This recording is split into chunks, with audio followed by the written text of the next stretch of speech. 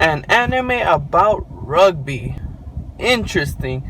Nowadays in Japan, it seems like they're trying to make an anime out of almost every sport imaginable. We just saw an anime about the best sport ever, Kyujo. And now we get an anime about rugby. Now the first thing that I noticed about this series was that they're using what the typical intro for our main characters. Kuroko no Basket, Haikyuu, Ping Pong. All these start off with two main characters who have different outlooks on life and of the sport. Haikyuu had Hinata, Kageyama. Kuroko no Basket, we had Kuroko and the big tall guy. And in Ping Pong, you know who I'm talking about, the guy with glasses and the prodigy. It's usually with someone super tall and someone super short. Now, the thing that really sets these animes apart, especially with All Out, the thing that really made me go like, okay, it's not the same, is the character's personality, which I actually really do like for All Out. We have Gyo, who is pretty much a delinquent. He gives no fucks to anybody. He's been short his whole life. I could relate to that. I'm only 5'7". I get where he's coming from. So I guess he's been short his whole life. He's been made fun of. He's been bullied, I guess. He's been teased. And it made him into a man. It made him into a fucking man. He gives no fucks. You make fun of him, you're going to get a fist across your cheek. On the other hand, we get this guy that's super tall, blonde hair. Chicks love him. Yet he is the shyest, most soft guy you will ever see. We can see these two guys are completely different, just like in Kuroko and Haikyuu. The thing that sets them apart are the personalities. Now for the motivation, in Haikyuu and in Kuroko, they could relate to the sport. They knew about the sport. They were informed about the sport. They knew how to play the sport. And this one, again, they took another, not twist, but they took a different route. Gyo doesn't know anything about this sport. Kind of reminds me of Days, but don't even get me started with Days because, completely different characters. He doesn't know much about the sport, but I guess it's in his genes to be tough. And that's what rugby is. You gotta be tough. You gotta be durable. You gotta be determined. You gotta be able to get hurt and give it back. And he has that. So he instantly falls in love by watching one game. On the other hand, we have Iwashi. I forgot his name, but he's the tall guy. Again, he's soft, he's shy. We get a little flashback at the very end, seeing that he hurt his friend back in middle school, and that's what scarred him from not playing. And then we get the typical main character meets up with main character, and they try motivating each other to join the sport.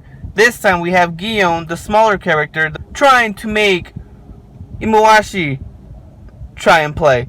Very touching, very nicely done. With a good motivational speech and a big tackle to the ground, Gion is able to successfully make Iwashi join the team. It's not confirmed yet, but it is implied. So I do like the contrast between the two main characters. Very different on both ends. One short, the other tall. One soft, the other durable. And I like how they need each other. It's been shown with the said animes I mentioned with Haikyuu and Kuroko. They usually contemplate each other. One is needed so the other one can perform to their potential. In this case, we have Iwashi, who's the tall guy. The tall, bulky guy who is too strong, who has too much strength on his plate and he can't really control it. He's too strong. He tackles you, your fucking shoulder gets ripped off your chest. And then we have Gion, who likes that stuff. He likes getting dirty. He likes rough. That sounds bad. Believe me, it's not what I mean. He likes getting tackled. He doesn't mind getting hurt.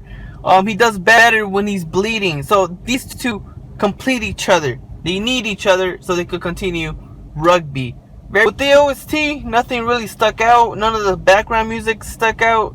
The opening was alright. The ending was alright. The animation, like I said, it was solid. Very good animation. It seems like they focus more on the high points than the direction. So with the build up, they kind of skimp over it and they just focus on the main climax of the action scene. Kind of different. I like it. Not too sure about it though. We'll see as we continue. Now, the art style reminds me of Terraformers, not season 2, season 1. Just the way the characters are designed are very similar to the Terraformers season 1 characters. So I don't know if it's the same art director. Interesting. I'd like to know. If you do so, let me know down below. The comedy, it reminds me a lot of Haikyuu. It seems like when things get serious, they kind of cut away really quickly and try making a funny joke in between, and then it goes back to serious. Very Haikyuu-ness. Very so that I don't know if they actually, copied it from Haikyuu, the way they insert the comedy bits, but it's very much like Haikyuu. Not that it's a bad thing, but for me, in my opinion, I did not laugh once. I was mostly focused on the game and how the two characters were interacting, the two MCs. We'll see how it goes as we continue. But other than that, man, it was a very okay episode. Definitely enough to make me keep watching. I am interested to see how this goes. There's a lot of similarities I made with Haikyuu and Kuroko, but that's only because they copied the good stuff from it, honestly. They copied the stuff that I liked from Haikyuu and Kuroko. And hopefully this anime, All Out, becomes just as great as those two. But let's be real, guys. No anime will ever be better than Kyojo. Let me know down below what you guys think about this episode, guys. Sayonara.